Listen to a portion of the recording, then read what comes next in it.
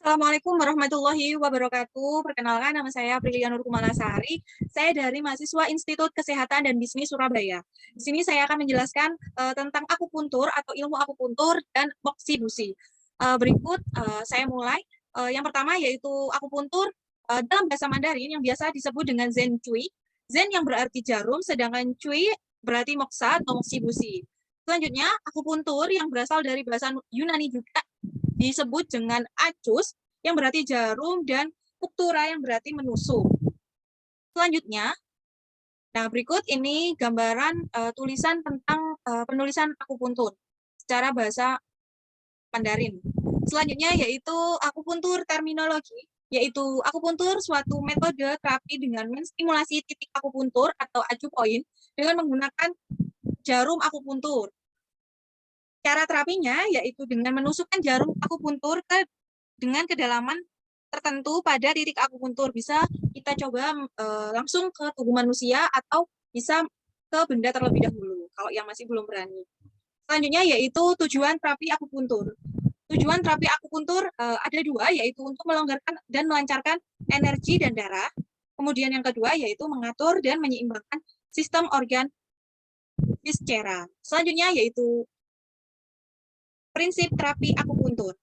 Di sini prinsip terapi akupuntur yaitu suatu tindakan pengobatan akupuntur yang memiliki khasiat regulasi dan pada berbagai bidang, ruang lingkup serta penggunaan luas, yakni yang pertama ada dapat mengurangi dan menghilangkan gejala, yang kedua yaitu meregulasi gangguan fungsi tubuh, yang ketiga yaitu memperbaiki keadaan patologi, dan yang keempat adalah mempertinggi mutu hidup serta mencegah timbulnya penyakit.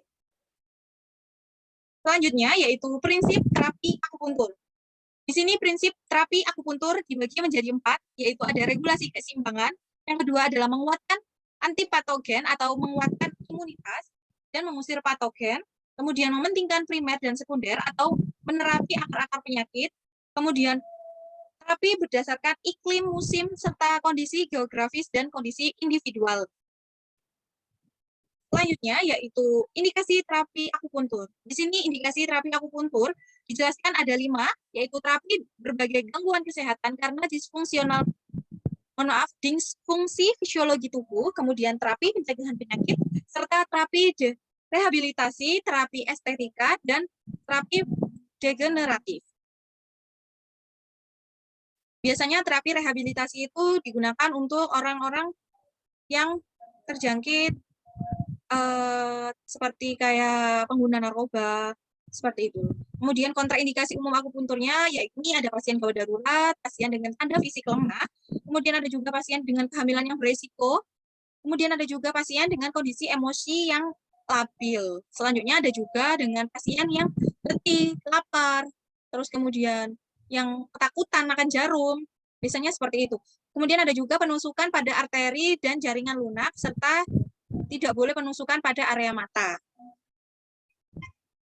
Selanjutnya yaitu kontraindikasi akupuntur. Secara lebih spesifik, kontraindikasi akupunturnya itu dibagi menjadi 3, yaitu ada kontraindikasi absolut terhadap teknik tertentu, serta kontraindikasi relatif. Kemudian, selanjutnya yaitu kontraindikasi absolut akupuntur.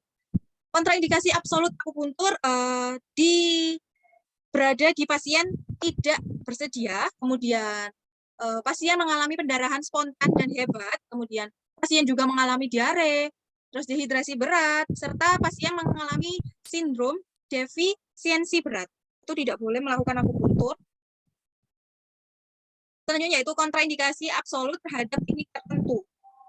Kontraindikasi akupuntur pada teknik tertentu yaitu pada pasien yang memiliki penyakit jantung katup, harus dihindari jarum yang ditanam. Contohnya jarum pada telinga. Kemudian menggunakan pacu jantung atau intrakardiak defibrillator, yaitu kita hindari elektrolit stimulatornya yang melintasi dada pasien ya. Kemudian kontraindikasi relatif, yakni ada tendensi pendarahan. Kemudian ada juga pasien yang terganggu secara psikologisnya.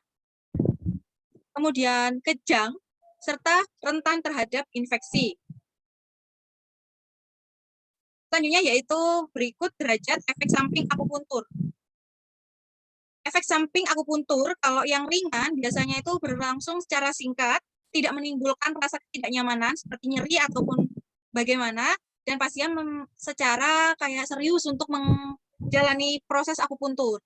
Jadi efek sampingnya tidak terlalu berat. Kemudian efek samping signifikan yaitu yang membutuhkan tindakan medis dan mengganggu aktivitas normal pasien, yaitu kayak sudah ada bengkak atau sudah ada odem, itu baru membutuhkan tindakan medis lainnya atau operasi seperti itulah. Kemudian efek samping akupuntur yakni efek samping serius, yaitu membutuhkan rawat inap yang menimbulkan kecacatan yang signifikan atau menimbulkan kematian, yaitu mungkin bisa jadi ada kayak jarumnya patah di dalam, itu memerlukan kayak operasi seperti itu. Kemudian efek samping ringan akupuntur. Nah, ini tadi dapat terjadi setelah atau selama tindakan misalnya pendarahan atau tetesan darah, kemudian gejala penyakitnya bertambah berat. Biasanya efek sampingnya itu mual, nyeri kepala, kemudian efek yang menguntungkan itu kayak sesudah kita melakukan akupuntur itu akan terjadi efek mengantuk dan tidak disarankan untuk mengemudi terlebih dahulu setelah melakukan akupuntur. Kemudian berikut ini efek samping yang signifikan, penanganan khusus.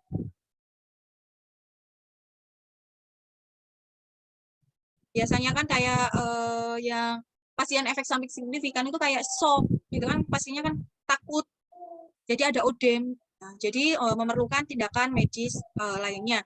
Ini berikut efek samping yang serius, terjadi trauma, kemudian terjadi kayak infeksi karena tidak menerapkan kayak kehigienisan terhadap alat-alat yang digunakan untuk akupuntur. Selanjutnya yaitu ada trauma serius dengan berhubungan dengan akupuntur, yaitu ada paru-paru, pleura. Di sini catatannya, laporannya sudah kondisinya seperti ini. Penyakit tersebut ada HIV, hepatitis, tidak boleh menggunakan jarumnya kayak bergantian atau tidak boleh menggunakan jarum habis dipakai lalu dipakai kembali meskipun sudah disterilkan ya, harus memakai jarum yang baru.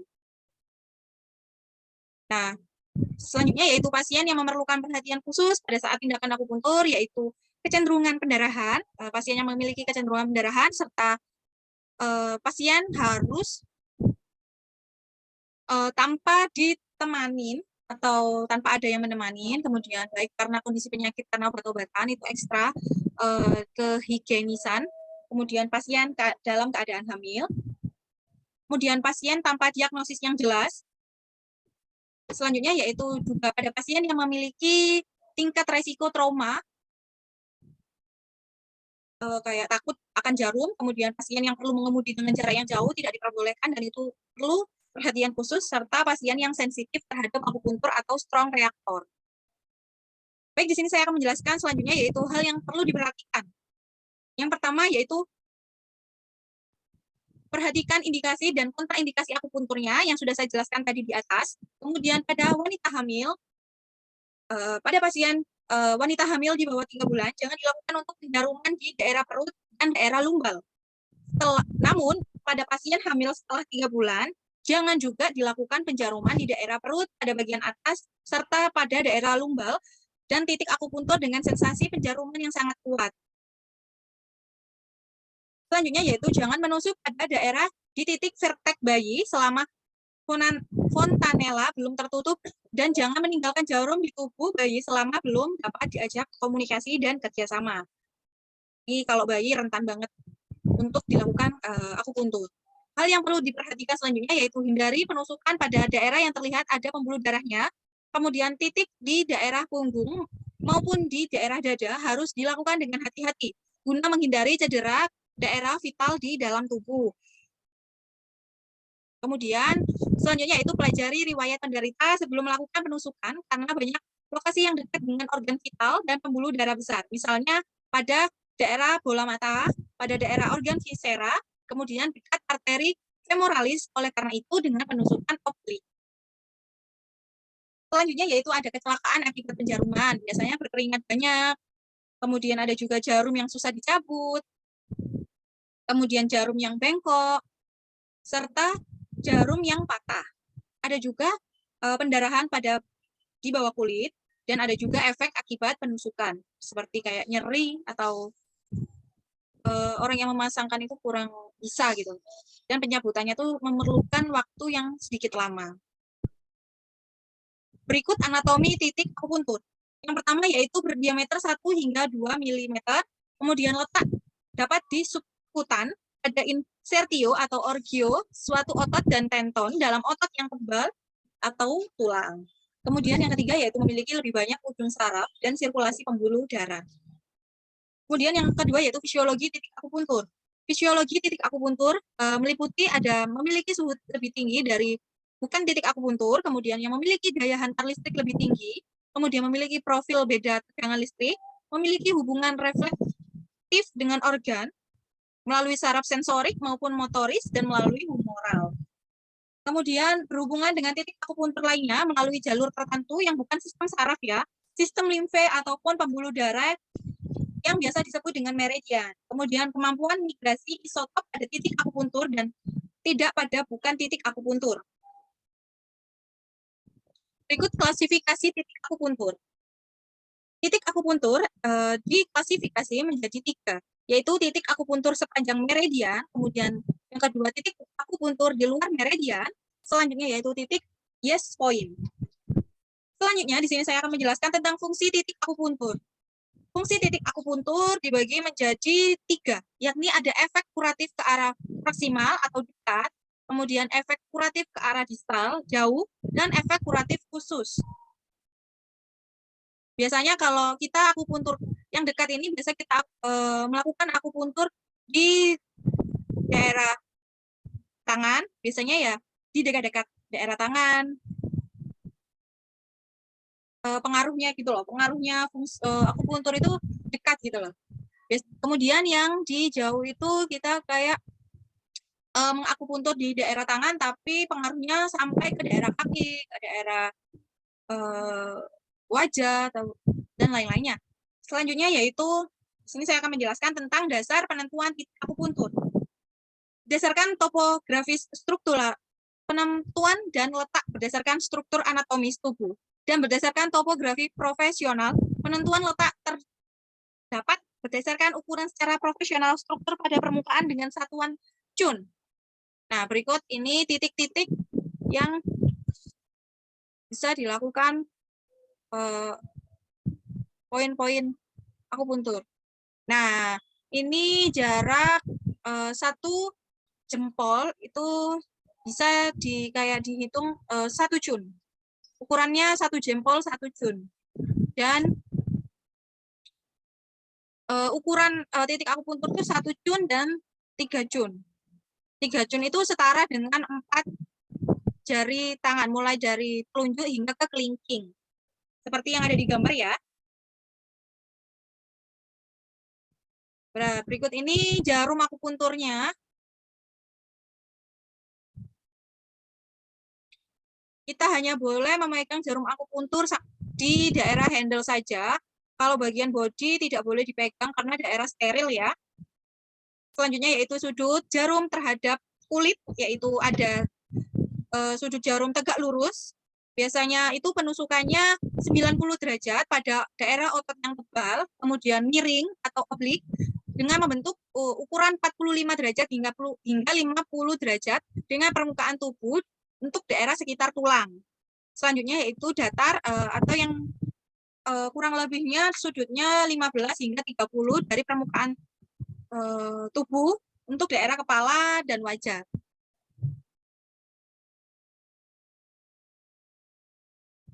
Nah, berikut sudut jarum.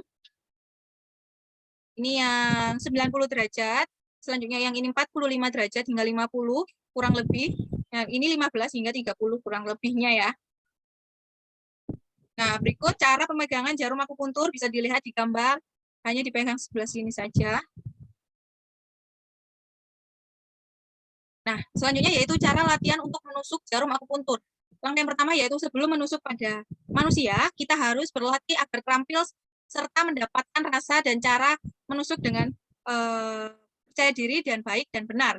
Kemudian latihan dilakukan dengan menusuk bahan yang konsisten serupa dengan otot manusia. yakni dengan bersifat tegang di sebelah luar tapi kendur di sebelah dalam. Kemudian bahan yang kondisinya serupa, misalnya lipatan padat kertas jagung, kapas yang dibalut erat dengan kain kasa gitu, spons dengan konsisten yang padat. Kemudian ada juga kentang, wortel serta daging. Nah, berikut ini cara latihan menusuk ya. Ini pada kapas dengan teknik tegak lurus 90 derajat untuk daerah otot yang kebal. Kemudian ini gambar yang kedua pada bola 90 derajat juga. Nah, berikut adalah posisi pasien penjaruman.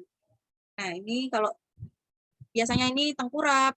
Kalau apa ya, bahasa Indonesianya kayak ya tengkurap, posisi bisa tengkurap di bagian punggung bisa sini. Nah, ini pada kondisi pasien dalam keadaan posisi pasien dalam keadaan duduk ya teman-teman. Ini harus dikasih meja agar pasien tidak merasa takut atau selebihnya dan lain-lainnya. Baik, sekian dari saya tentang ilmu akupuntur. Apabila ada kesalahan, mohon dimaafkan. Wassalamualaikum warahmatullahi wabarakatuh. Terima kasih. Selamat malam.